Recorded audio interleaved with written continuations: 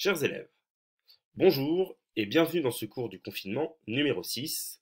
Je vous rappelle l'intitulé de la séquence, le discours argumentatif à l'ère des fausses nouvelles.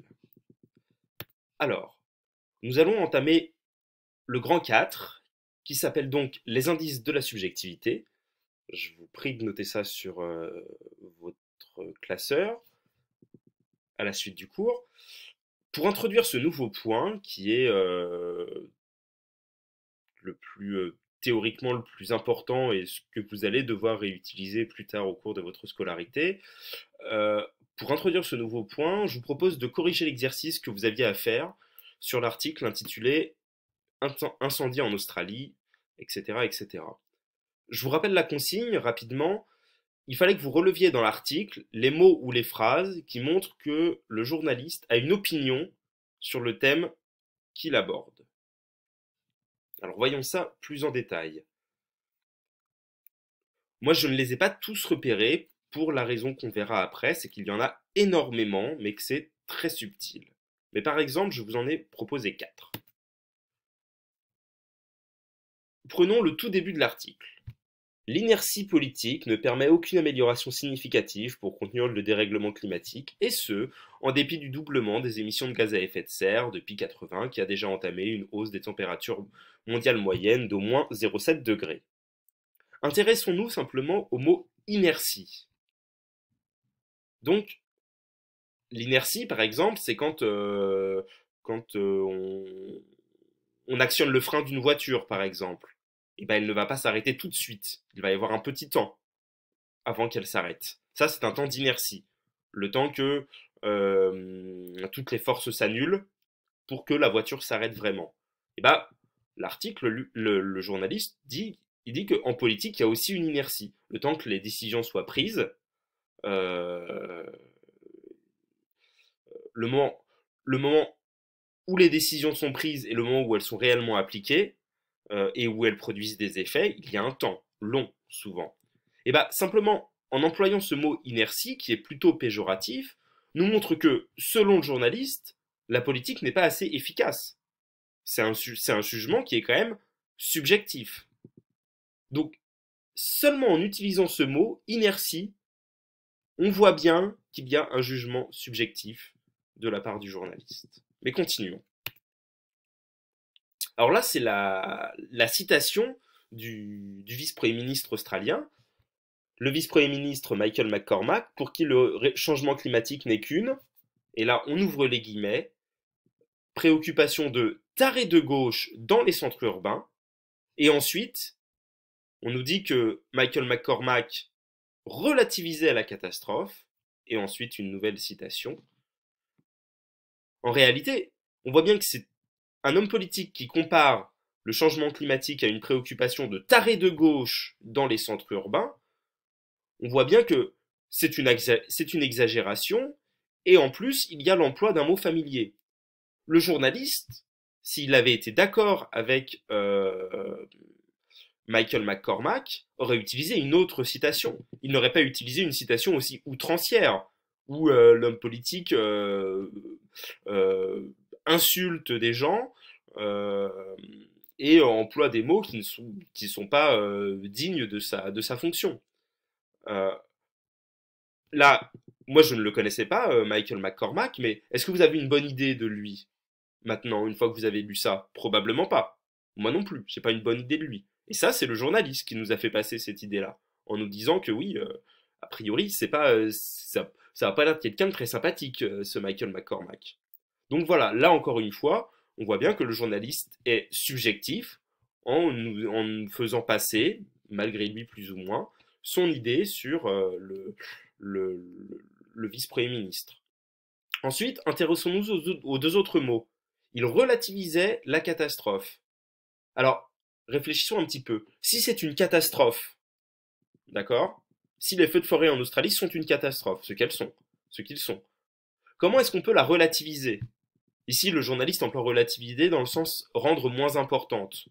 Une catastrophe, c'est forcément très important. On ne peut pas la relativiser. Donc si le journaliste dit que le vice-premier ministre relativise la catastrophe, c'est-à-dire qu'en fait, voilà, il minimise la catastrophe, pour lui c'est pas très grave. Or, il a tort, puisque c'est une catastrophe. Donc encore une fois, on pourrait se dire, si jamais le journaliste avait été d'accord avec la politique australienne, il aurait pu choisir une formule du type, par exemple, le vice-premier ministre fait une analyse différente des événements, qui est beaucoup plus neutre, comme voilà. Là, simplement dire que le vice-premier ministre relativise la catastrophe, c'est quand même, ce sont des mots forts qui montrent que le journaliste prend position contre la politique du vice-premier ministre. Voilà. Continuons un petit peu. Le mécontentement de la population est à son apogée. On voit bien que à son apogée, là c'est un terme superlatif, c'est-à-dire superlatif qui sert à dire le plus.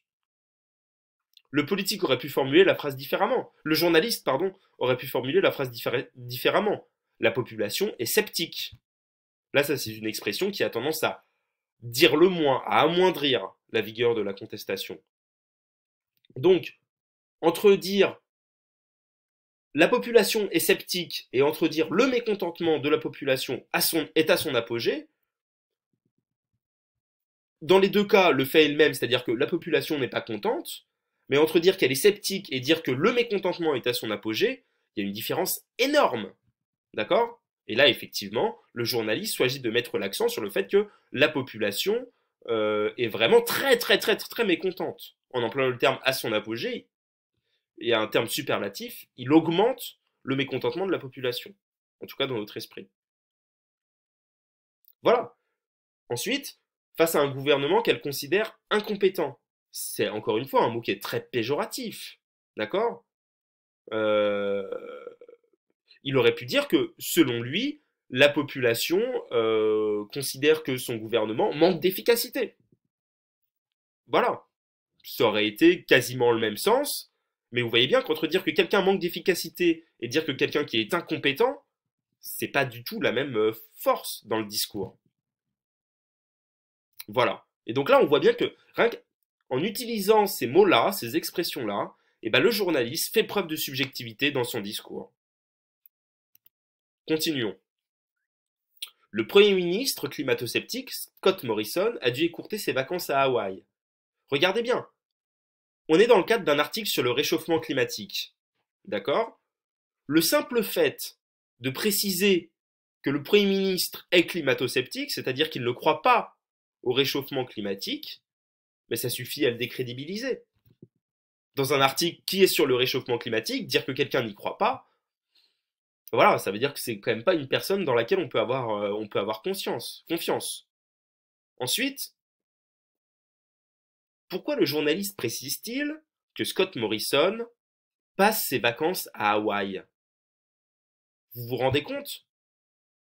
Pendant que le Premier ministre était à Hawaï, et c'est-à-dire sous-entendu, il bronzait sur la plage en buvant des cocktails, des pompiers dans son pays étaient en train de mourir pour essayer de sauver leur pays. Préciser que le Premier ministre passait ses vacances à Hawaï, c'est en fait vouloir dire qu'il s'en fichait, le Premier ministre, de ce qu'il passait dans son pays, qu'il n'avait pas conscience de ce qui se passait dans son pays. Si jamais le journaliste, encore une fois, avait été d'accord avec l'action du Premier ministre, si jamais il avait été un partisan de Scott Morrison, il n'aurait jamais dit dans son article qu'il passait ses vacances à Hawaï. Voilà. Donc on voit bien, encore une fois, que des petits mots, des petites expressions servent à nous montrer que le journaliste prend position dans son sujet et qu'il est tout à fait subjectif. Voilà. Alors, plus généralement, que remarque-t-on? Dans un article journalistique, les marques qui nous permettent de montrer que le journaliste possède un avis sur ce qu'il écrit sont très diverses et très subtiles. C'est pour ça qu'on ne les a pas toutes relevées. Parce que il y en a plein et voilà. En réalité, presque chaque mot utilisé peut nous faire deviner l'opinion du journaliste sur ce qu'il écrit.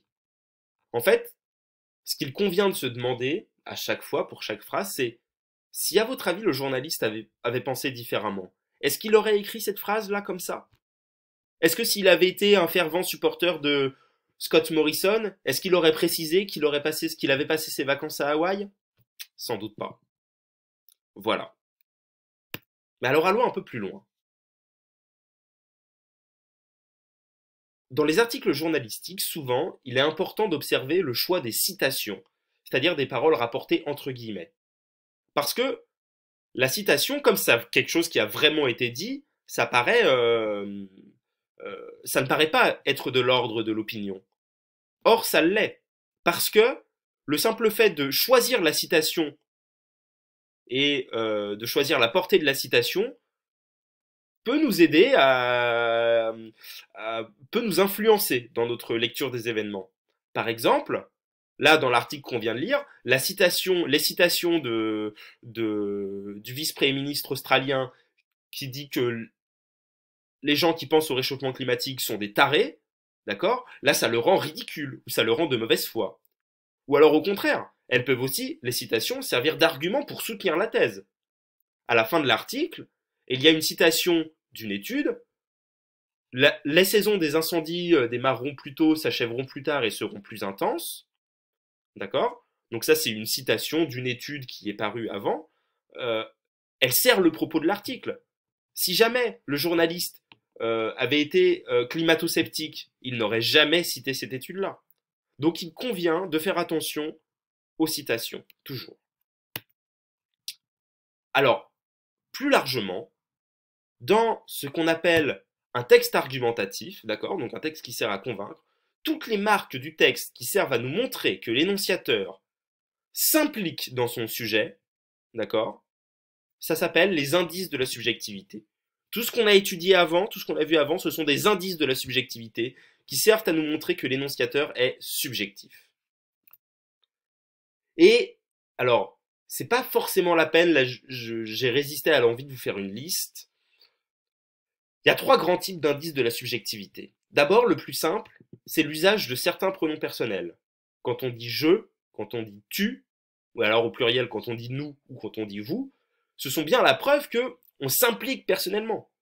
Quand je dis je dans un discours, c'est bien moi qui parle. Ça veut dire que j'ai un avis sur ce que je dis et que j'affirme quelque chose. D'accord? Donc les pronoms personnels, ce sont des indices de la subjectivité qui servent à nous montrer que le journaliste ou celui qui s'exprime, l'énonciateur, s'implique personnellement. Il y a aussi des mots qui expriment un degré de certitude sur ce qui est dit. Tout ce qui est des mots comme des adverbes, par exemple. Peut-être, probablement, vraiment, sûrement. Vous voyez bien que entre peut-être et sûrement, d'accord, le degré de certitude varie. Donc ça veut dire qu'il y a bien quelqu'un qui est plus ou moins sûr de ce qu'il dit. Voilà. On peut aussi remarquer les temps des verbes, le conditionnel par exemple. Il serait responsable des feux de forêt, ça veut dire que c'est pas très sûr. Donc ça veut dire qu'on s'implique dans ce qu'on dit.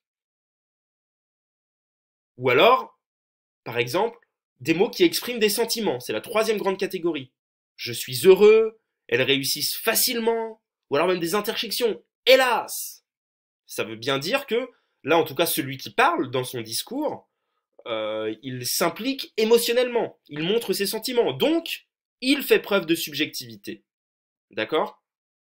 Voilà. Alors pour résumer, dans un texte, les indices de la subjectivité nous montrent que l'énonciateur s'implique à propos du sujet abordé. L'énonciateur, c'est celui qui parle dans un discours, on verra ça plus tard. Dans un texte journalistique, les indices de la subjectivité sont parfois très subtils. C'est ce qu'on a vu précédemment. Des fois, c'est difficile de les voir. Mais en général, on peut retenir 3 grands types d'indices de la subjectivité. Soit ce sont des pronoms personnels, je, tu, nous ou vous, voilà. Ou alors tout ce qui est les mots qui expriment un degré de certitude, d'accord? Peut-être, vraiment, c'est sûr, etc. Ou alors le temps des verbes, le conditionnel. On est plus ou moins sûr, ça montre que c'est subjectif. Ou alors tous les mots qui expriment des sentiments. Là, dans l'article, les mots qui exprimaient des sentiments étaient très très nombreux. Alors pour jeudi, je vais vous demander de lire le discours de Jacques Chirac que je vous ai donné sur Pronote, je vous redonnerai le lien, de prendre les 3 paragraphes et de me relever tous les indices de la subjectivité que vous trouvez, et vous les classer dans un tableau selon qui relève selon vous des pronoms personnels, des mots qui indiquent un degré de certitude, ou des mots qui expriment des sentiments. Voilà. Je vous remercie de m'avoir suivi, et à bientôt.